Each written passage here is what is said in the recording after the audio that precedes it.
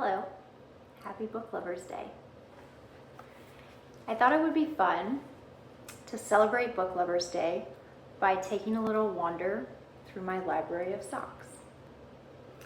Library of socks is not something that I've talked about cohesively on any of the episodes that I've done for YouTube, so I thought it would be a fun Book Lovers Day episode to talk about the origin of my library of socks and to see what volumes I have in the library so far.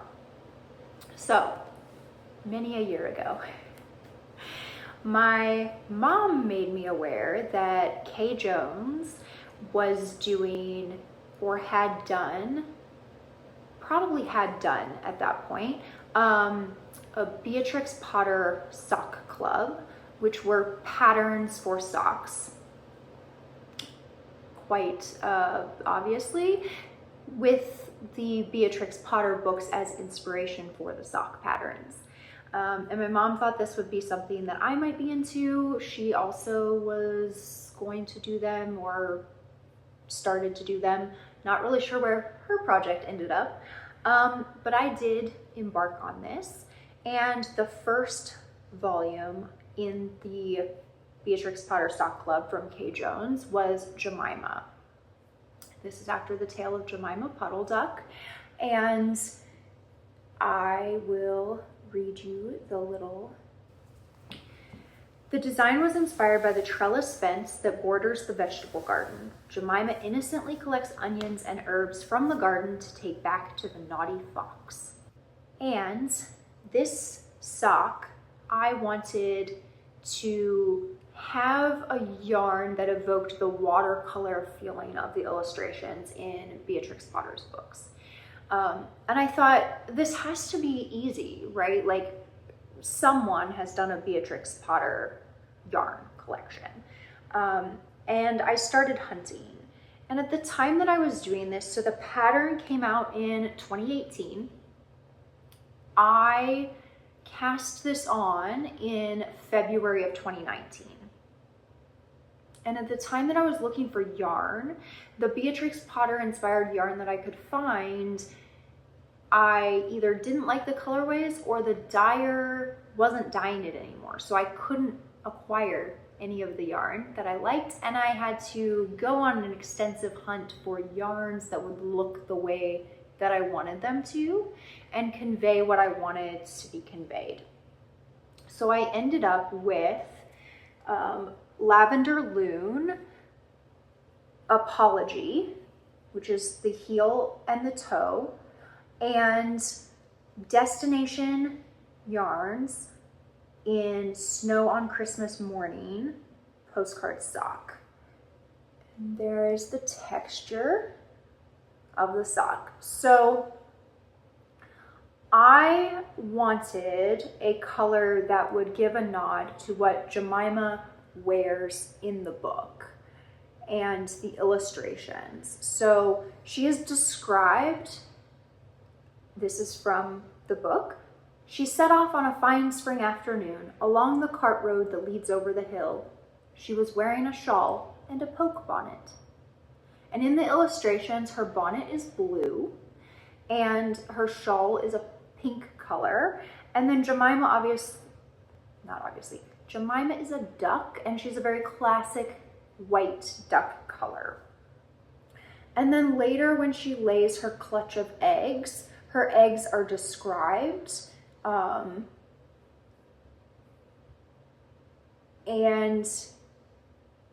they're described, they were greeny white and very large.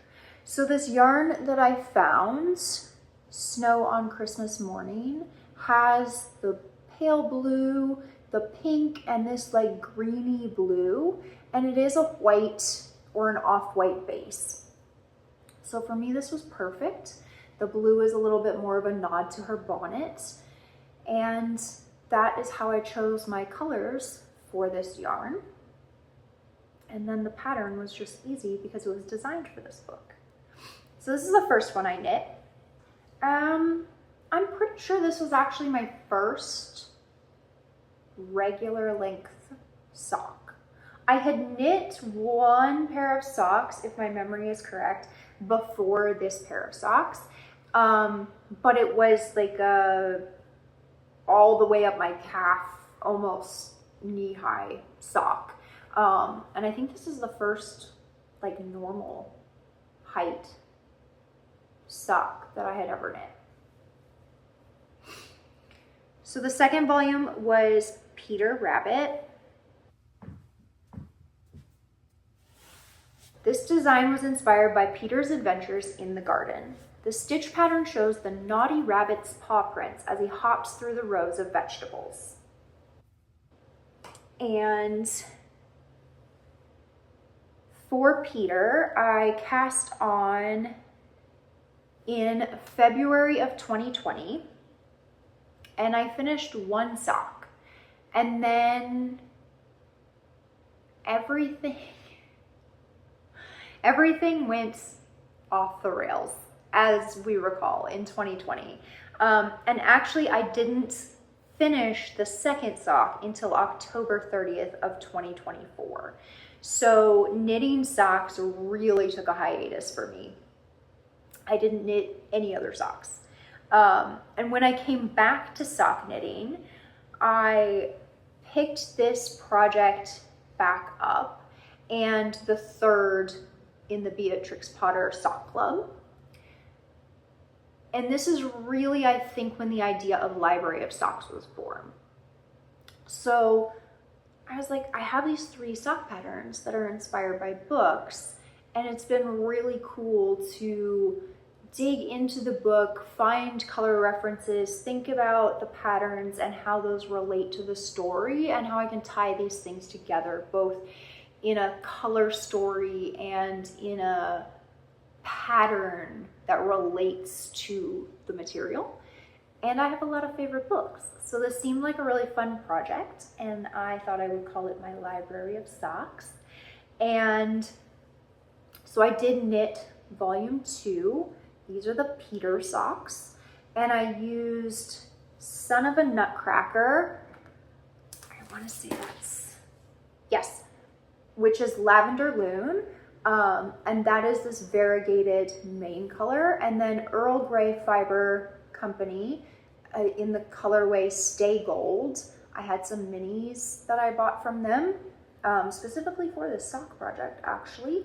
And that is my heel and toe on this pattern. And there you can see the texture. So I chose Son of a Nutcracker because it has the sandy browns, the creams, and the light blues threaded through with gold stellina. And for me, this really represented Peter Rabbit and his blue jacket with its brass buttons. And then the heels and toes for me are a reference to the chamomile tea, and that is what Peter is given by his mother when he gets sick. His mother put him to bed and made some chamomile tea, and she gave him a dose of it, and she gave a dose of it to Peter, 1 tablespoonful to be taken at bedtime. I also greatly enjoy that there are the occasional very tiny speck of orange in this yarn. There's kind of one here. And I thought that was a nice little carrot nod. So that was volume 2.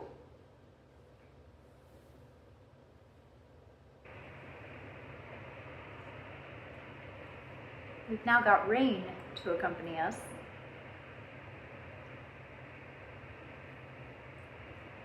That's interesting.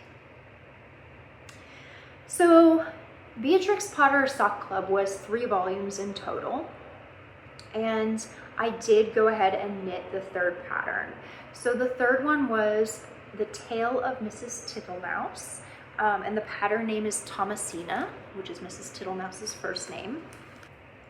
She was a most particular mouse and spent her days sweeping and dusting her precious home. Thomasina was most disturbed by a parade of insect visitors with their dirty feet upsetting her cleanliness and order. The twisted stitch pattern of this sock reflects her frenzied activity, scurrying from room to room in an attempt to bring calm back to her home. So there aren't a lot of color descriptions in this tale, but I did lean heavily on the illustrations.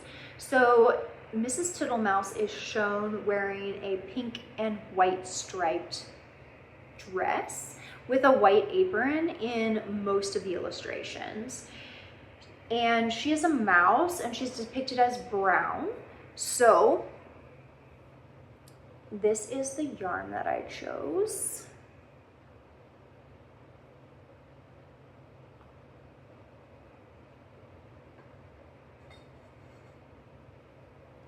And this is Tiny Dancer.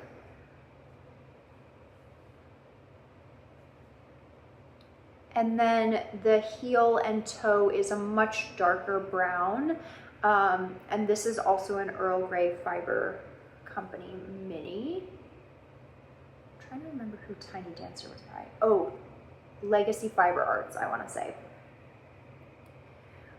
So yeah, I was quite pleased with all of these colors. So then once I had finished the Beatrix Potter Sock Club, this was started in October of 2024, and then I finished the socks in March of 2025. And then in 2024, I got a weekly advent from Dying Wishes Yarn Co., which was Winnie the Pooh. And I knew, of course, that one of these, as they were weekly sock sets, was going to have to be a pair of socks for Library of Socks, because of course Winnie the Pooh was also a large part of my childhood library. So this came with a pattern, and they are appropriately called the Honey Pot Socks. And they have this lovely swarm of bees and this honey drip around the cuff. So these are in Dying Wishes Yarn Co. This is a very blusterous day for the main color, and then Silly Old Bear is the contrast color. Now these were these paired together? I don't remember. I feel like I mixed and matched, but maybe not. Perhaps these were how they came. I should look this up. But this one was also like clear cut, right? Because the colors were intended for this, and the pattern was intended for this. It is called the Honey Pot Socks. And my other sock down. So this one had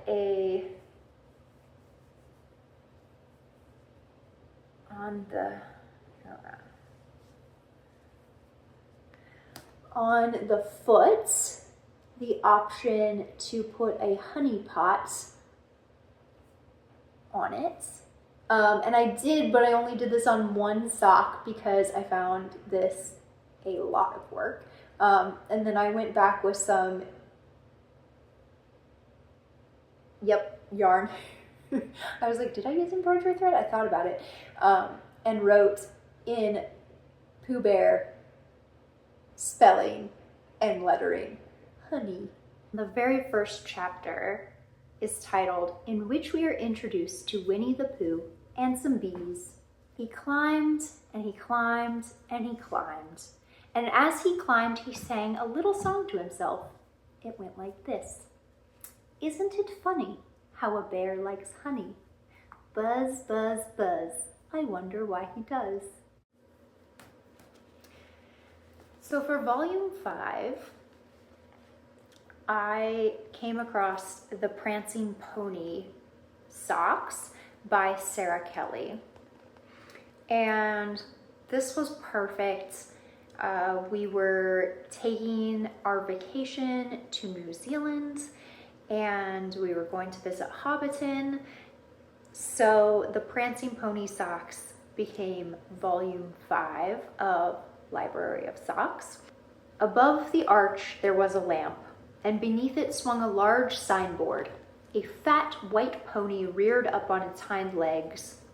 Over the door was painted in white letters, "The Prancing Pony" by Barlaman Butterbur.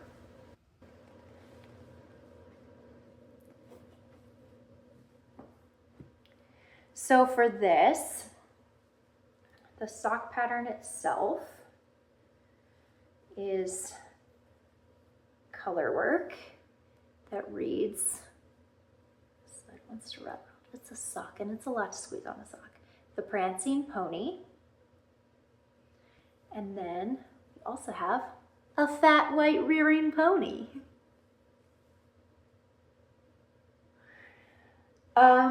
Aside from the bees and the honey pot, these were my first seriously complicated color work socks. And this green, I was really inspired by the fact that the Shire is always described as green and the Hobbits are very earthy. There's a lot of browns, there's a lot of greens. So this main color is a Golden Age Studio Fibers in Where Are My Stuff Touchers? And then the heel and toe is done in Fantasy Fiber Yarn Co. leather-bound books. And the white is Emma's yarn in the color Whisper. And I just thought this variegated green was like very Shire.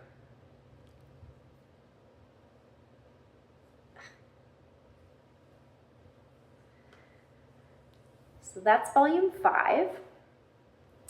And then I really wanted to do a smog inspired sock, and very conveniently there is also a smog sock pattern, and I liked it. So sometimes there's a pattern that relates to the subject matter and I'm like, that doesn't quite click for me, so I go hunting for something else. But in the case of the smog socks, these are by Claire Ellen, I really liked this pattern and it was great fun to knit. Here is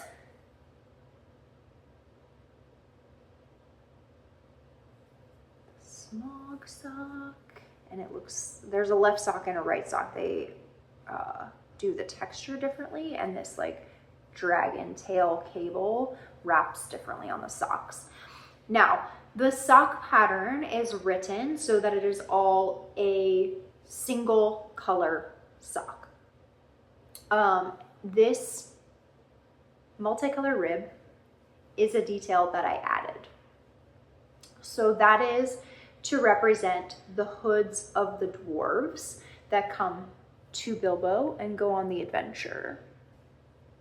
So I started at the top. I did a little bit of the main color to cast on, and then green. This is a paisley knits colorway. That is the Dead Men of Dunharrow. And then we have a red, a blue, well, 2 dwarves wearing blue hoods, 2 dwarves wearing purple, brown, gray, white, yellow, 2 dwarves wearing yellow hoods, pale green, and sky blue is Thorin Oakenshield, who comes in last. So there's a stripe for each dwarf. And then the main color is smog. Smog is described as a vast red gold dragon who has a long pale belly crusted with gems and fragments of gold. So this is very like reddy golds. And then the purple and the paler bits, to me, were reminiscent of his belly encrusted with gems. I feel like it was really, really hard for me to find a smog colorway that I was super pleased with. And this one was it. And finally, we have volume 7, which is The Mysterious Affair at Styles, which is the very first Hercule Poirot book written by Agatha Christie. As I came out again, I cannoned into a little man who was just entering. I drew aside and apologized, when suddenly, with a loud exclamation, he clasped me in his arms and kissed me warmly. "Mon ami Hastings," he cried. "It is indeed mon ami Hastings." "Poirot!" I exclaimed. He had stepped outside the French window and was standing, apparently lost in admiration, before the various shaped flower beds. "Admirable," he murmured. "Admirable. What symmetry. Observe that crescent and those diamonds. Their neatness rejoices the eye. The spacing of the plants also is perfect. It has been recently done, is it not so?" This is the volume where we started to get quite creative because the patterns are not nearly so obvious. So I chose a pattern that had a very geometric texture to it. So you'll see these triangles, like half diamonds, and there is this symmetrical texture down the foot. The yarn is called Mon Ami, and the contrast mini is Little Gray Cells. So the yarn itself was dyed specifically to represent Hercule Poirot. And then I chose the pattern because I thought it reflected how symmetrical and precise and neat and crisp he is. I'm not sure he would approve of the random striping and color pooling that the colorway is doing, but these greatly delight me. So that is volume 7 of Library of Socks. And to date, we only have 7 volumes. But there are more on the needles, and I have quite a few inspirations waiting in the wings, and I continue to hunt yarn and keep things in mind for my favorite books and my favorite authors and my favorite characters. And this continues to be a long running project. The first one obviously started in 2020, although we took a long hiatus. And then, 2019, did I say at the beginning? Anyway, a long time ago. And now I'm to the point where I'm doing several volumes a year. My goal is about 4 volumes of socks per year, because that allows me to knit 1 sock per month, which is a sustainable pace considering I am a non-monogamous knitter and I like to knit a lot of garments as well. So I hope you enjoyed having a tour of my knitted library on Book Lovers Day, and I hope that maybe this video will become an annual thing and we will discover what other volumes of socks we have to discuss next year. Until then, take care, and I will see you next time. Bye.